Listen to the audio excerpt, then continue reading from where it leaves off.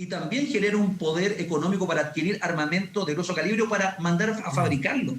No es casualidad de que se compre inclusive a las fuerzas de orden ilegalmente material bélico o lo que son armas de fuego, como también la posibilidad de que inclusive, yo esto lo he planteado en distintos lugares y hasta ahora no ha habido mayor resonancia, el control a quienes han sido peritos armeros artificiales de las propias instituciones armadas. ¿A quién se le puede al día de hoy con ciertos materiales pedir que fabriquen determinadas réplicas de armamento de fuego y que lo pueden crear perfectamente y ponerlo en manos de la delincuencia? Estamos hablando de armas automáticas, de armamento de guerra, no estamos hablando de pistolas.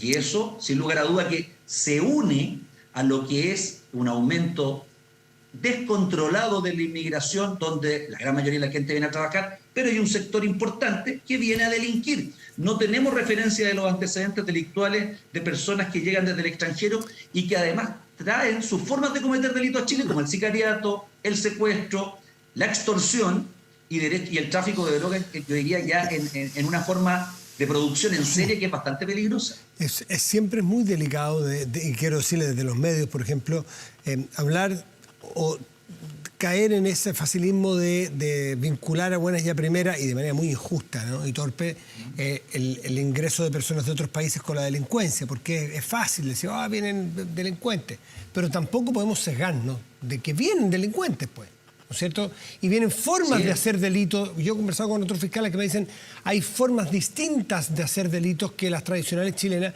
y que nuestras policías no necesariamente están preparadas para esas formas.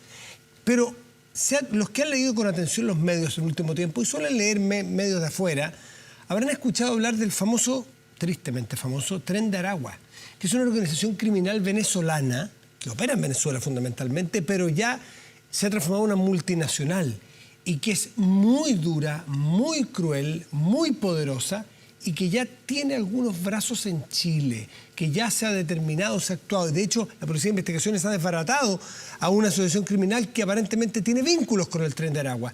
¿Qué antecedentes tiene usted al respecto? Bueno, el Tren de Aragua es una organización criminal venezolana efectivamente que ha ido extendiendo sus redes por la región, no solamente en Chile, sino que también en Perú. Pensemos que ahí también hay una alta cantidad de inmigrantes venezolanos, al igual que lo que ocurre en Chile. Y esto es muy sencillo, a la larga estas son cosas que se vienen conversando y que lamentablemente nosotros hemos fallado como país en cuanto a anticiparnos a ciertos fenómenos que tarde o temprano iban a llegar. Y me refiero esencialmente a que ellos importan una modalidad de cometer delito que no era la habitual en Chile. Tiene que ver con la extorsión, tiene que ver con la diversificación. Ellos no se dedican solo al tráfico de drogas, se dedican al robo, se dedican al secuestro, si es necesario, se dedican a cometer homicidios por encargo. Todo lo que genera una rentabilidad económica ellos lo instalan y parten por tomarse sectores o lugares de determinados barrios y también por tener una fuerte influencia en la cárcel. Por eso, claro, uno los pone tras las rejas, la labor que está haciendo la Fiscalía, hay un procedimiento bastante destacable que ocurrió en Arica, ¿no es cierto?, que da cuenta de una organización vinculada a esta gente, pero en definitiva tenemos como característica principal el que aunque estén en la cárcel siguen operando.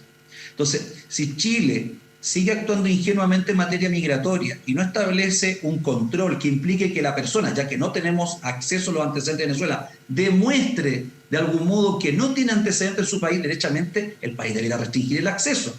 Y eso no tiene que ver con perjudicar al que viene a trabajar, eso normalmente es muy útil para el país. El problema se da con quien viene a delinquir, que en su país probablemente tiene antecedentes y donde, lamentablemente, con Venezuela, con su gobierno actual, no existen los vínculos como para poder tener información actualizada. Inclusive más, se ha llegado a decir que no hay mayor interés de la autoridad venezolana porque este fenómeno, en definitiva, con esto, sale de su país. Pero, claramente, en Chile se están instalando, están desarrollando actividades, han habido personas detenidas, pero son sujetos que son fusibles, son reemplazables por otros. Entonces, creo que aquí tiene que cambiar también la modalidad de cómo se investiga este tipo de grupos, no a partir de un delito en concreto, sino que a partir del establecimiento de una organización. Y en ese sentido tenemos que tener claro que ellos van a aprovechar las vulnerabilidades y las debilidades que podemos tener como país. Una frontera vulnerable, la necesidad de mano de obra a bajo precio muchas veces, el carácter informal con el que se pueden establecer sin recibir mayores sanciones, son factores que ayudan a que se establezcan este tipo de organizaciones y que además, ante una debilidad en cuanto a la presencia del Estado en el territorio, tienen campo libre muchas veces para actuar y para entrar a competir, aunque el término no sea más adecuado, pero entrar a competir con las organizaciones criminales chilenas. Y ellos, por ejemplo, cuando asaltan, no van y lo van a amenazar a usted con una pistola para quitarle un celular. Ellos le van a disparar primero, después le van a quitar el celular. A ellos les interesa asegurar el resultado. El delincuente chileno normalmente comete un robo con intimidación. La encerró en el portonazo, por ejemplo, o el robo con intimidación en la calle, es típico de la delincuencia chilena. La delincuencia centroamericana de las maras, la delincuencia venezolana, la delincuencia más dura de Colombia se caracteriza por primero agredir y luego quitar. Y en ese sentido el desprecio por la vida es absoluto. Por ende, el riesgo para las personas, para el ciudadano medio, para cualquiera de nosotros, es mucho mayor.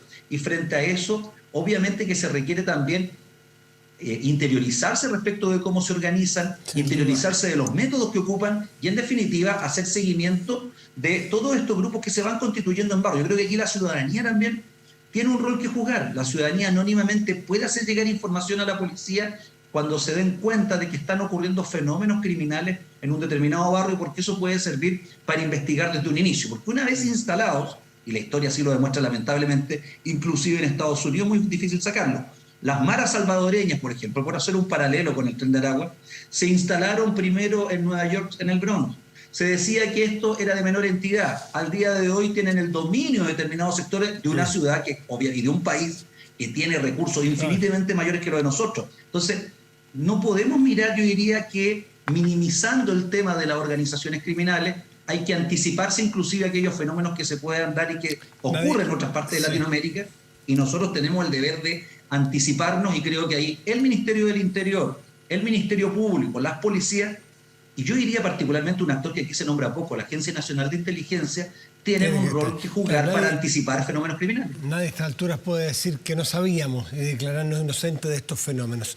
Manuel Guerra, académico de la Facultad de Derecho y Ciencias Sociales de la Universidad de San Sebastián, ex fiscal, muchísimas gracias por estar esta noche con nosotros. Que esté muy bien. Muchas gracias, Matías, que esté muy bien. Hasta luego. Mucho gusto. Buenas noches.